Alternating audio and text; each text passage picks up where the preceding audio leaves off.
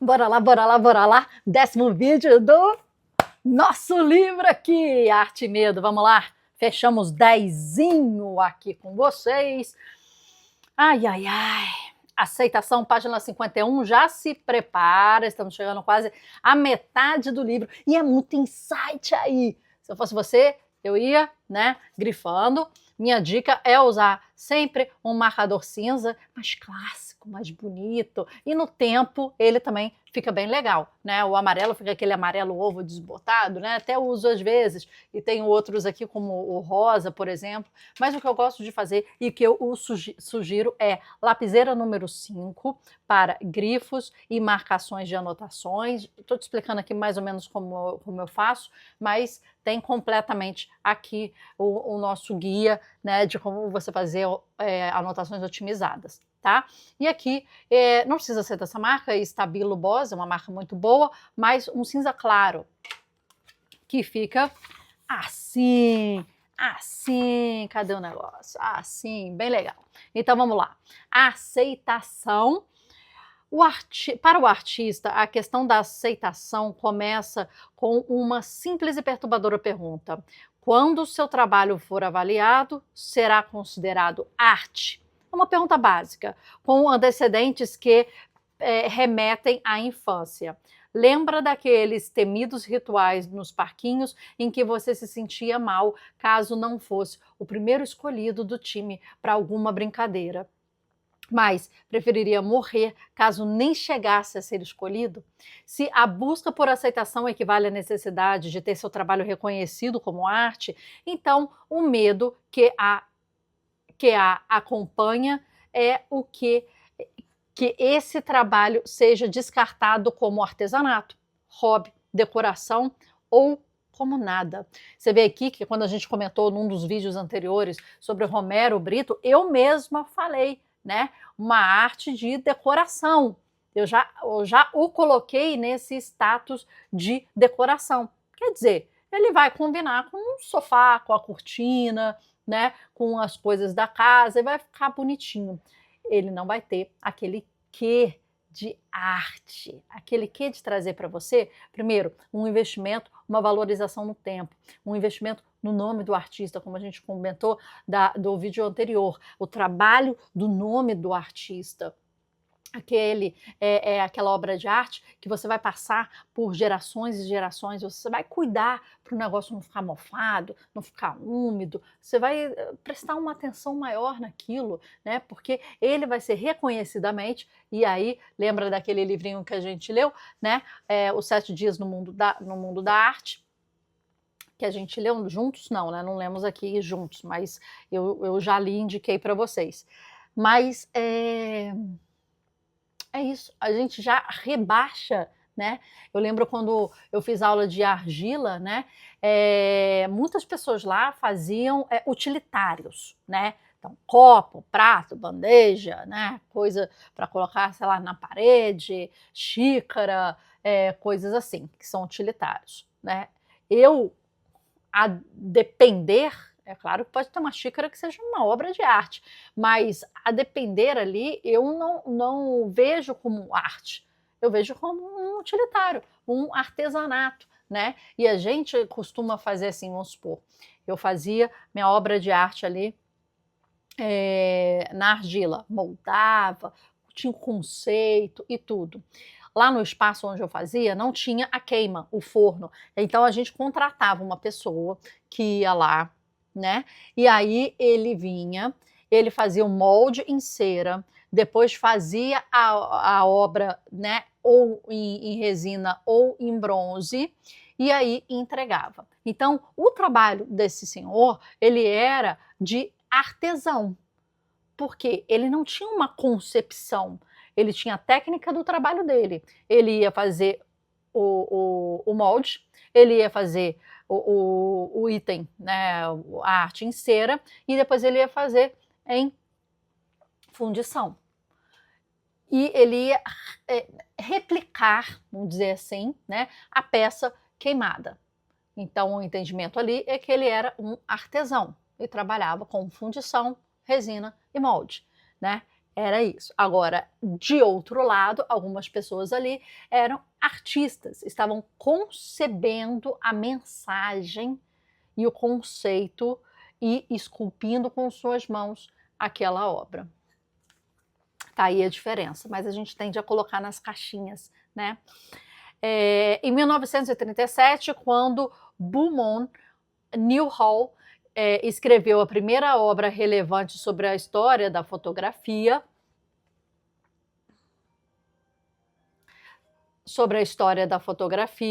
intitulada, logicamente, A História da Fotografia, ele selecionou um pequeno número de artistas para elogiar ou criticar.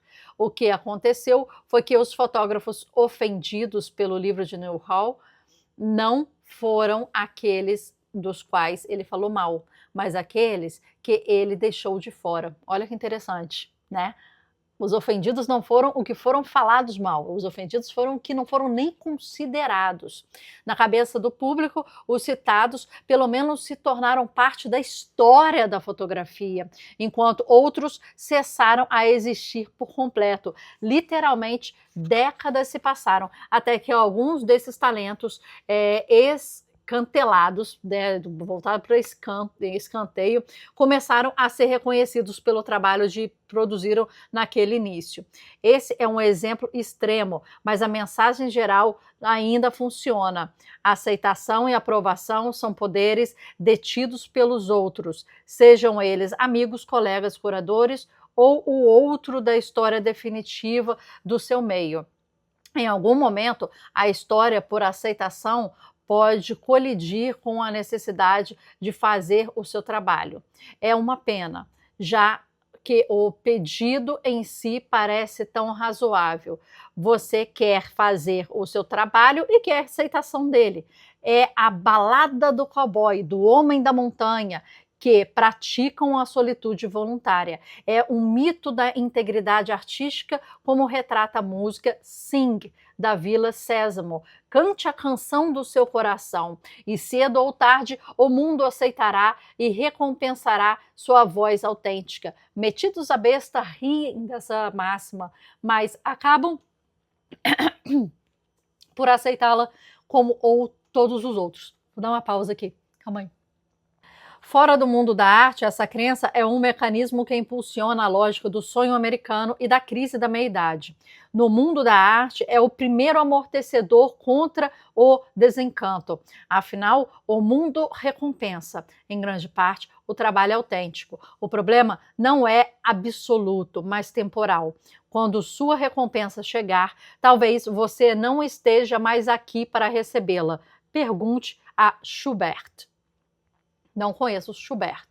Até existem uma explicação bastante objetiva para isso. Em qualquer época, o mundo oferece muito mais apoio ao trabalho que já entende, ou seja, a arte que já existe há uma geração, há um século. Muitas vezes expressões de ideias realmente novas falham até em perceber a alcunha de arte ruim.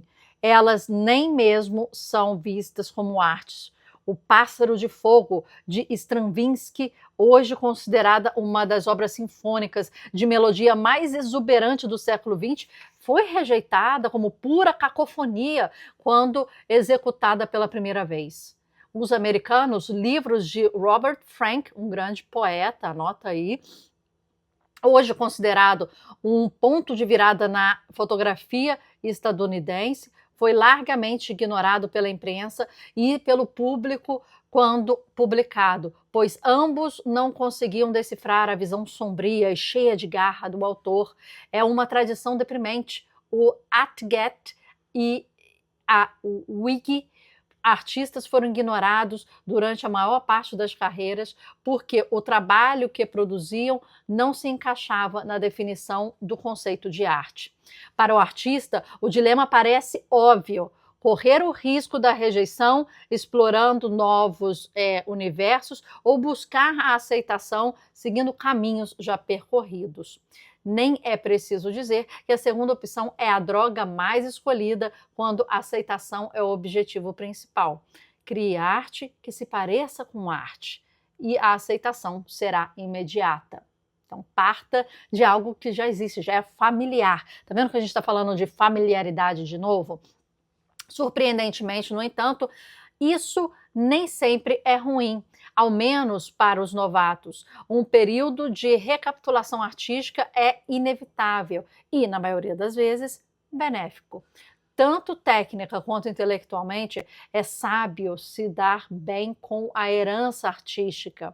Assim, você evita levar várias encarnações para reinventar a roda. Mas com isso, o perigo maior não é o que o artista fale em aprender algo com o passado, mas que fracasse em ensinar qualquer novidade ao futuro.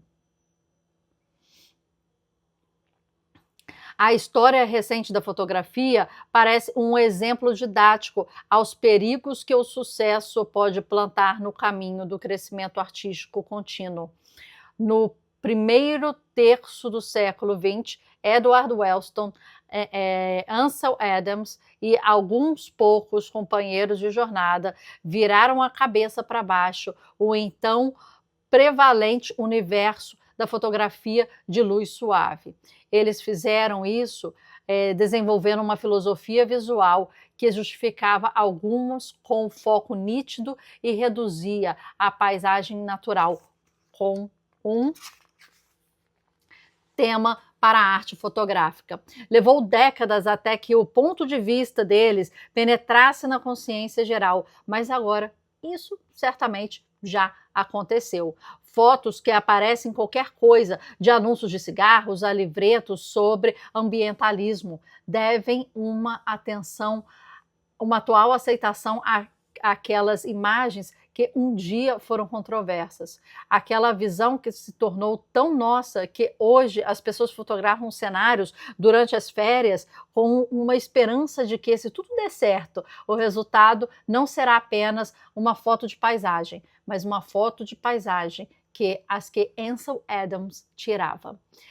Isso também vai passar, é claro. Na verdade, artisticamente falando, já passou. O desdobramento de uma grande ideia ao longo do tempo é como um cristal fractal, que permite que detalhes e refinamentos se multipliquem infinitamente, mas apenas em uma escala cada vez menor,